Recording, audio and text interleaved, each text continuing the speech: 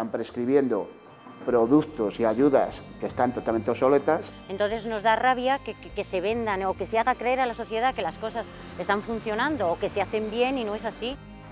Llevan años pidiendo que se actualice el catálogo del material ortoprotésico que utilizan sus hijos. Hace 20 que entró en vigor e incluso todavía los precios figuran en pesetas. Esta semana se ha debatido sobre este asunto en la Comisión de Sanidad. Enseguida vamos a escuchar ese debate, pero antes, titulares. El Parlamento Regional sigue sumando voces para que Europa tenga en cuenta el factor despoblación en el reparto de fondos. Esta semana lo ha hecho en una jornada en su sede a la que han asistido regiones de Austria, Italia y Alemania. Un informe del Procurador del Común reclama a la Junta una normativa propia para la regulación de los hinchables. La institución ha detectado irregularidades en la investigación de oficio que ha realizado sobre 15 ayuntamientos. Y comentaremos la actualidad de la semana con el portavoz de la Unión del Pueblo Leonés, Luis Mariano Santos. Hablaremos de la situación de Vestas o del libro escrito por Pedro Sánchez. Esta semana Podemos se ha hecho eco de una antigua petición de las familias de personas dependientes. El catálogo de material ortoprotésico que actualmente existe es de hace 20 años. Dicen que está obsoleto y que hay que actualizarlo. Además, las familias denuncian que en muchas ocasiones las ayudas tardan en llegar más de 7 meses.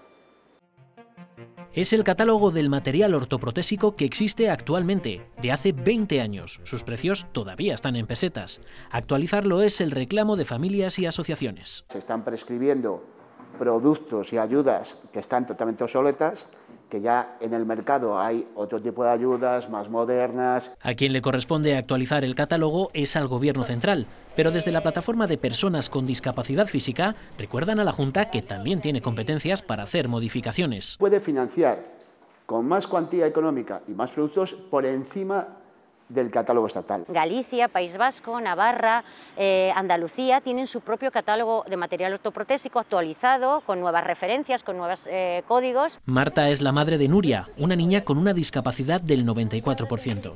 Monse es la madre de Miguel, con una discapacidad del 98%. Ambas denuncian los elevados costes que se ven obligadas a adelantar, porque las ayudas no llegan en muchos casos hasta después de varios meses. Por ejemplo, a mí el último reembolso de este corsé me ha tardado 7 meses y 8 días, este año, en el 2018. La silla 2.400 euros, el molde 1.500 y los DAFOs los últimos fueron 840 euros. O sea que es mucho dinero. Esta semana Podemos ha propuesto en la Comisión de Sanidad que se actualice el catálogo y que se fije un plazo máximo de un mes para que la Junta ingrese las ayudas a las familias. Las familias nos han manifestado que han tardado hasta un año en cobrar por ejemplo, una silla de ruedas adaptada para un niño con parálisis cerebral. Ha contado con el apoyo de todos los grupos de la oposición. Los copagos de algunos de estos productos vuelven otra vez a poner de manifiesto que las familias con rentas más bajas tienen que hacer frente a un gasto más, lo cual agranda la desigualdad. Tampoco nos parece justo que en este tipo de material existan diferencias entre las diferentes comunidades autónomas. Estamos a favor de que el catálogo sea único para todas las comunidades autónomas, para que los derechos sean los mismos en cualquier punto de España. Pero no del Partido Popular, que asegura que esas ayudas llegan en una media de 60 días. El tiempo medio de tramitación para la prestación ortoprotésica desde que el usuario presenta la solicitud en el año 2017 fue entre 45 y 60 días. Tras el empate, la propuesta se debatirá en pleno. De conector y electrodos. Y también en esa misma comisión, Ciudadanos ha pedido que estos aparatos, los desfibriladores, estén colocados en todos los centros de salud, las residencias de ancianos, también en algunos centros de trabajo y ayuntamientos. España está a la cola de la Unión Europea con solo 10.000 aparatos instalados frente a los 100.000 de Francia o 50.000 del Reino Unido. Un mapa con la localización de todos los DESAs ubicados tanto en sitios públicos como privados para que, en caso de necesidad, se sepa cuál es el más cercano. Si al lado de cada extintor hubiera un desfibrilador y personal con conocimientos mínimos en reanimación, podrían salvarse más de 4.500 vidas al año. Una vez por todas, a lo que se exija es la obligatoriedad de de los desfibriladores. La propuesta ha salido adelante como otra del Partido Socialista, en la que se insta a la Junta a poner en marcha un protocolo de detección precoz de la esclerosis temprana. Un 4% de los niños están afectados por esta enfermedad. El Partido Socialista le ha pedido al Gobierno que incluya en los próximos presupuestos una partida para la Asociación de Esclerosis de Castilla y León. Y es una realidad, ¿no?, que el sistema público de salud de Castilla y León existe un grave déficit para dar respuesta adecuada y satisfactoria a las personas afectadas por esta patología. Ya existe una actuación protocolarizada y de seguimiento del paciente para dar respuesta a este tipo de dolencias. Otra propuesta que también ha salido adelante llegaba de la mano del Partido Popular. Las Cortes piden a la Junta que los hospitales de Aranda de Duero y Miranda de Ebro cubran todas las plazas de prácticas de enfermeros con alumnos de fuera, una vez cubiertas las plazas con los estudiantes de Castilla y León. Hace unos meses empezaba el nuevo curso escolar y mientras en algunos colegios les preocupa que no se supere el ratio máximo de alumnos, en las escuelas rurales cruzan los dedos para alcanzar el mínimo número de alumnos. Esta semana en la Comisión de Educación se ha abierto de nuevo este debate. ¿Es suficiente el esfuerzo que hace la Junta para mantener estas escuelas rurales? En el colegio de Villaviudas, en Palencia, estudian 4 alumnos, que serían 6 si el centro impartiera hasta tercero de primaria. Eso es precisamente lo que solicita en bloque la oposición, que ha respaldado una iniciativa del PSOE. La previsión de matriculaciones será mayor según la prevista evolución del padrón del municipio. Parece que en 2 cursos más sí podría volver a haber niños y que, por lo tanto, lo que se plantea es que se mantenga durante este periodo transitorio. Y efectivamente la flexibilidad por parte de la Consejería de Educación tiene que ser mayor, si cabe, ante este tipo de problemas. Cuando se cierra un centro es muy difícil volver a abrirlo. Nadie se va a vivir a un pueblo sin colegio, nadie se queda a vivir. El PP no consiente que se dude de los esfuerzos de la Junta por mantener escuelas rurales abiertas este curso con 3 alumnos en vez de 4, que era lo prometido, y recuerda que en este caso estamos hablando en el transporte escolar de 7 minutos. Y su grupo vota en contra, amparado en la necesidad de gestionar eficazmente los recursos públicos. También irán a pleno tras empatar en la comisión 2 iniciativas, una para elaborar un currículo propio de los deportes de montaña y otra para informar a los colegios de los peligros del aceite de palma y sus distintas denominaciones. Este último debate zanjado por el PP. Los menús servidos en los colegios públicos de Castilla y León, en educación infantil y en primaria, están libres de aceite de palma. Sí ha salido adelante una propuesta de Podemos para que la Junta encuentre la fórmula de compensar económicamente a los estudiantes de formación profesional dual que desarrollen las prácticas fuera de su casa.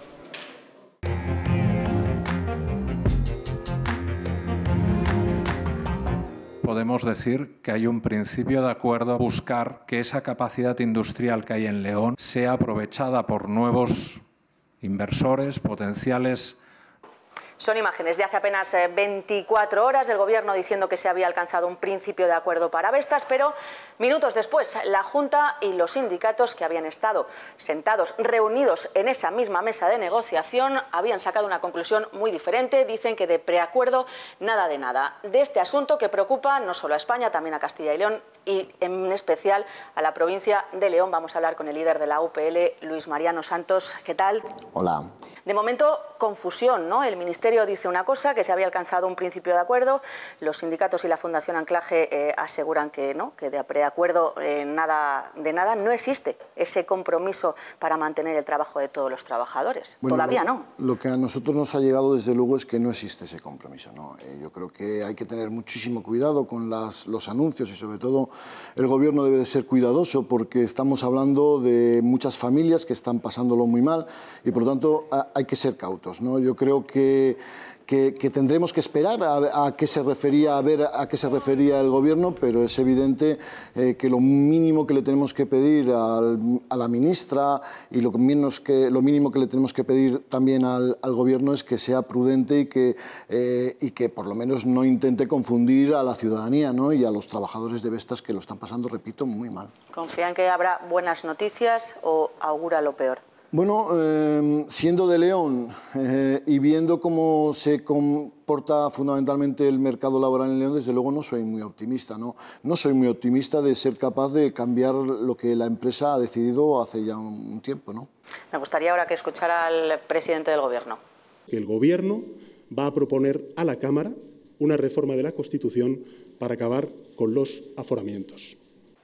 El anuncio lo hacía Pedro Sánchez esta semana. También el Gobierno quiere eliminar los aforamientos, aunque solo por asuntos privados. ¿Cuál de los dos anuncios le convence más? ¿El primero, el de eliminar los aforamientos a senadores o diputados, o ese añadido de después, solo por asuntos privados? Bueno, nosotros somos muy partidarios de acabar con todos los privilegios, ya sea en el Senado, en la Cámara de Diputados, o sea en las cámaras autonómicas, ¿no? Es evidente que nosotros queremos ser un ciudadano más y yo creo que los políticos deben de ser eso, es decir, para dar esa imagen que los ciudadanos quieren de los políticos, lo primero que tenemos es que desprendernos de cualquier tipo de privilegio. Por lo tanto, a mí lo que me parece es que el presidente del Gobierno intenta a veces marear la perdiz con determinadas noticias, con fastos, con cuestiones altisonantes, pero que al final se quedan probablemente en fuego de artificios, ¿no? Porque se suprimen los aforamientos, pero no afectaría a los casos de corrupción, claro, en este caso. Yo creo que es bueno suprimir los aforamientos. Creo que en eso estamos o coincidimos la mayoría de los partidos políticos y dejémonos de buscar subterfugios ni buscar pequeños matices, es decir, acabemos con los aforamientos. También los que les afectan a ustedes, a los procuradores de las Cortes regionales, porque en este caso esta reforma de Pedro Sánchez no les afectaría claro, a ustedes. Es que no tiene ningún sentido. Yo creo que cuando se habla de tomar una medida como esta, debemos de hablar de su conjunto y de todos los políticos. Es decir, y también a los miembros del Gobierno, en este caso de Castilla y León. Yo creo que para todos, ¿no? Yo creo que esto es una cuestión repito, de eliminar privilegios. Es decir, si toda la ciudadanía ve, incluso iría más allá, incluso para el jefe del Estado, ¿no? Yo creo que también, ¿no? Es decir, si todos queremos dar esa imagen de normalidad y de que estamos ante un Estado de Derecho en el que no florecen privilegios, debemos de comenzar también por ahí, para todos, absolutamente para todos. Vamos con el debate de los títulos, de los másteres, de las tesis. ¿Cree que el presidente del Gobierno tendría que dar ahora más explicaciones? Hemos sabido que ha copiado varios párrafos completos, sin entrecomillar, de una conferencia de un diplomático español. Dicen en Moncloa que es un error involuntario. La verdad es que no quiero seguir mucho estos temas. Yo no digo que no sean importantes, ¿no? Pero lo que estamos trasladando a la sociedad, sobre todo a nuestros jóvenes, aquellos que están sufriendo realmente para sacar sus carreras, para sacar sus másteres, lo que les estamos trasladando es la idea de que los políticos podemos llegar a acabar nuestras carreras y nuestros estudios realmente con la facilidad del que tiene un privilegio.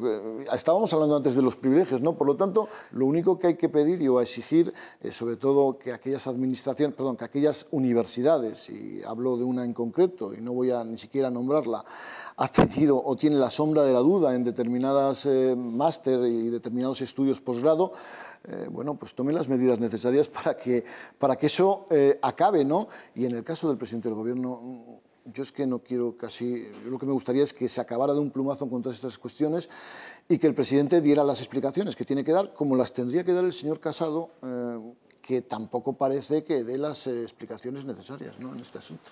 Vamos con otro tema. Esta semana la consejera de Economía ha suscitado un debate, si se debe cobrar o no por probarse ropa en las tiendas. Es verdad que luego ha matizado que no era una propuesta, sino que era solo una idea innovadora. ¿Se lo parece también a usted? No, a mí lo que me parece es que cuando alguien suele meter la pata y lanza una ocurrencia de este estilo, lo que al final suele decir, y creo que lo he escuchado en alguna cosa, que bueno, que lo hacía más bien para generar el debate que le parecía importante, ¿no? Yo creo que es una metedura de pata. Yo creo que además en política, es decir, nosotros desde luego distamos mucho de ser perfectos, entonces muchas veces hablamos mucho y solemos cometer errores y meter la pata. Yo probablemente el primero o el que más. Claro, pero es que más que seguir enredándose en una cuestión que ni siquiera el propio sector del comercio considera probablemente interesante como medida, hombre, pues sería bueno que la propia consejera dijera, porque se está convirtiendo realmente en noticia en todas las televisiones nacionales, realmente por una simple ocurrencia que desde luego es bastante absurda. Y otro asunto del que también se ha hablado esta semana es la propuesta de Pablo Casado de centralizar parte del sistema educativo. Vamos a escucharle. Que el Estado sea quien tenga los currículos, los contenidos, selecciona el profesorado con el MIR educativo que propuso el Partido Popular. ¿Qué le parece? Bueno, pues a mí me parece un poco también ocurrencia, y me explico realmente. Probablemente sea un debate profundo, pero claro, ese mismo debate, al hablar de centralizar la educación, podríamos plantearlo también para centralizar la sanidad. Pero desde luego hablar de centralizar única y exclusivamente el tema de la educación me parece bien, pero igual también, repito, tendremos que hablar de la sanidad. Y entonces igual llegamos a la conclusión de que las comunidades autónomas, tal como están concebidas en estos momentos, igual también sobran, no lo sé. Probablemente es un debate mucho más extenso y lo que me parece del señor Casado es una ocurrencia casi muy similar a la de la consejera de Economía. Pues Luis Mariano Santos, gracias por haber estado aquí con nosotros. Pues muchas gracias a vosotros. Puede estar en contacto directo con las Cortes de Castilla y León a través de sus redes sociales. En Twitter, @Cortes_CYL. Y en Facebook y Google Plus buscando por Cortes de Castilla y León. El Parlamento escucha también a través de Internet la voz del ciudadano. Esta semana de nuevo se ha reunido el grupo de trabajo que lidera Castilla y León sobre despoblación. Está formado por un grupo de parlamentos regionales europeos. En esta ocasión se han reunido aquí en la sede de las Cortes de Castilla y León y en el Burgo de Osma, en Soria. La amenaza de la despoblación ha vuelto a reunir a los parlamentos regionales europeos, en esta ocasión en la sede de las Cortes. En Europa, la voz de uno solo es una voz muy débil. Y si vamos juntos, pues tendremos una voz que podrá ser escuchada. Voz que han alzado aquí, en este encuentro del Grupo Europeo de Trabajo que lidera el Parlamento de Castilla y León. Europa abbia un futuro più forte. Una Europa más fuerte debe escuchar más a los territorios. Lo ha defendido el representante italiano. Él, junto al resto de participantes, donde también ha estado presente el campo de la comunidad, ha conocido de primera mano las experiencias contra la despoblación de varios enclaves europeos, como por ejemplo Baviera. En esta región, las inversiones en el campo convirtieron un lugar poco desarrollado tras la Segunda Guerra Mundial en un punto especialmente competitivo. Nos lo ha contado un portavoz de esa zona alemana. Algo parecido ha ocurrido en Constanza, donde según el representante austriaco, la industria textil hace años revitalizó la zona. Pero además de escuchar testimonios, los participantes de esta reunión han conocido sobre el terreno este caso, en las cercanías del Burgo de Osma, en Soria. Aquí, esta plantación de manzanos en la que se han invertido 70 millones de euros es un ejemplo de cómo con apoyo se puede hacer frente a la pérdida de población. Este no es un problema que nos afecte solo a nosotros y, por lo tanto, contar con el apoyo de otras regiones europeas es fundamental. Somos regiones que hemos sufrido los mismos problemas y que tenemos que buscar necesariamente juntos las soluciones. Y para esas soluciones la mirada está puesta en Bruselas. Las políticas de cohesión social son muy importantes y ante este fenómeno es indudable que es la vía para frenar esta sangría. Por eso es esencial que las autoridades comunitarias afronten este problema en sus próximos fondos de cohesión. Con ese objetivo, este grupo de parlamentos regionales europeos continúa trabajando. El Consejo Económico y Social de Castilla y León pone en valor iniciativas como esta para poner fin a la despoblación, pero también recomienda poner en marcha políticas para la emancipación de los jóvenes. El Informe Social y Económico de Castilla y León del año pasado recomienda también más inversión pública. Hay que mejorar la composición del presupuesto y cuando decimos que hay que mejorar la composición del presupuesto estamos diciendo que hay que elevar los ingresos. Y hay que elevar los ingresos para elevar los gastos, porque pensamos que un mayor gasto en sanidad, un mayor gasto en educación y un mayor gasto en infraestructuras pueden estimular el crecimiento económico y, por supuesto, tendrán un gran impacto en el empleo. Esta semana intervenía en las Cortes por última vez. Javier Amoedo, el procurador del Común, presentaba la memoria anual del 2017 del Comisionado de la Transparencia. En lo que llevamos de año, en lo que llevamos de 2018, ya se han superado todas las reclamaciones del año pasado. 202 castellanos y leoneses reclamaron ante el Comisionado de la Transparencia en 2017 porque no recibieron información que habían reclamado a las administraciones y en 155 ocasiones esas peticiones derivaron en una resolución. La mayoría se dirigen contra ayuntamientos. La de los municipios pequeños y entidades locales menores, donde la observancia de la normativa es poco menos que una quimera, aun cuando la voluntad de las entidades afectadas sean favorables. De hecho, las reclamaciones que no se han cumplido, 3 de cada 10, son de ayuntamientos como Antigüedad, que acumula 3 sin resolver. También en Palencia, Barruelo de Santullán, Trefacio en Zamora y Vitigudino en Salamanca. Además, Peñafiel en Valladolid ha recurrido 2 resoluciones relativas a información del Servicio de Zonas Verdes y Limpieza y el pago de horas extras. Y la Consejería de la Presidencia ha recurrido otra relativa al proceso de selección de un auxiliar de carreteras. Continúa siendo necesaria una reforma legislativa que permita el empleo de medios dirigidos a garantizar la ejecución forzosa de estas resoluciones. El procurador del Común también ha reclamado medios personales y materiales porque en lo que va de año ya se han recibido más reclamaciones que en todo 2017. Esto responde, dice Amoedo, a que la institución que nació en 2015 cada vez es más conocida y porque este año se ha elaborado una guía que explica cómo reclamar, que se puede consultar en la web del procurador y en la del propio comisionado. Esta comparecencia ha sido la última de Javier Amoedo como procurador del Común en las Cortes de Castilla y León. Pues ya sabemos quién será el sucesor de Javier Amoedo. El elegido es Tomás Quintana, catedrático de la Universidad de León. El nombre ha sido pactado por el Partido Popular y por el Partido Socialista, algo que no ha gustado nada al resto de formaciones políticas. Dicen que el procurador del Común tiene que ser consensuado. Su nombre, Tomás Quintana López, actualmente catedrático de Derecho Administrativo en la Universidad de León y en unas semanas nuevo procurador del Común. Él será el encargado de relevar a Javier Amoedo y lo hará con polémica porque su nombre ha sido pactado por PP y PSOE, algo que no ha gustado al resto de grupos parlamentarios que acusan a los 2 grandes partidos de no tenerles en cuenta. No existe ninguna polémica. Los 2 principales partidos de nuestra comunidad autónoma, que representan a la mayoría de los ciudadanos de Castilla y León, han acordado proponer al resto de grupos parlamentarios. Alguien ha querido montar una polémica, pero vamos, el procedimiento está claro y es lo que se ha hecho como siempre. Pero el resto de partidos no piensa lo mismo. Una figura tan determinante como es el procurador común no puede ser pactada en los despachos por el rancio bipartidismo. Lo bueno sería que todos nos hubiéramos sentado y que hubiéramos buscado la idoneidad del candidato. Críticas no al candidato elegido, sino a la forma de hacerlo. Algo tan importante como una institución propia de Castilla y León, una institución de control, debería hablarse entre todos los grupos. Lo que sabemos es lo que ha aparecido en prensa, es decir, no se nos ha transmitido ningún nombramiento. Para este nombramiento solo son necesarios los votos a favor de PP y PSOE, los únicos que a estas alturas parecen totalmente decididos.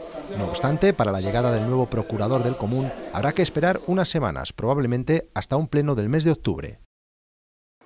La muerte de una niña en Gerona, en un castillo hinchable que voló por los aires, desató un sinfín de dudas sobre la seguridad de estas atracciones. Dudas que incluso llevaron al procurador del Común de Castilla y León a iniciar un expediente de oficio en el que se han detectado demasiadas irregularidades.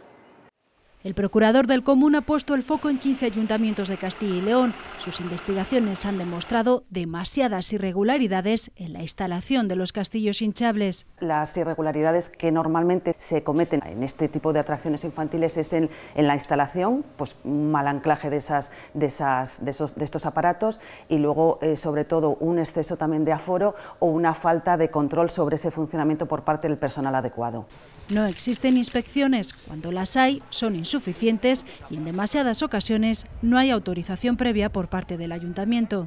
Llegamos a actuar de oficio principalmente por las noticias que han aparecido en los medios de comunicación, en las que nos daban a conocer algunos accidentes que se producían en este tipo de aparatos, incluso accidentes algunos que terminaban en el fallecimiento de algún menor. Actualmente existe una normativa europea, pero en España pasar la revisión no es obligatorio, solo es recomendable y por eso no hay una ITV de estas instalaciones que se dedique a ello. El obligado cumplimiento de esas condiciones de seguridad que están establecidas en esa normativa europea no están recogidas en una normativa de nuestra comunidad autónoma. El procurador del Común lanza un llamamiento a la Junta. Es necesario, dice, una normativa autonómica.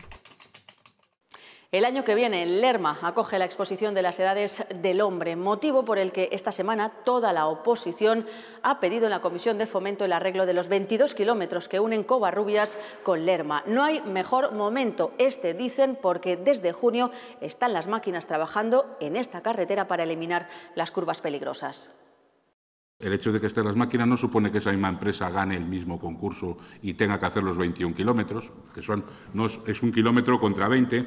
Y luego, hombre, el coste, que también se ha dicho que es poco más el coste, yo me gusta tener cierto rigor, y si son 450.000 euros para una actuación bien es verdad que importante en 1,5 kilómetros, esa actuación en los 20 kilómetros restantes supone al menos 2 millones de euros más. Si en su momento, cuando se realizó este concurso, se hubiese hecho en el global de la carretera, posiblemente ahora no tendríamos que estar debatiendo eso, que eso era lo que reivindicaban los alcaldes precisamente de la zona, no solo el tramo de esos 2 kilómetros, que es cierto que es el de máxima peligrosidad por el trazado de las curvas, pero es que todo en completo, toda la carretera tiene una peligrosidad importante.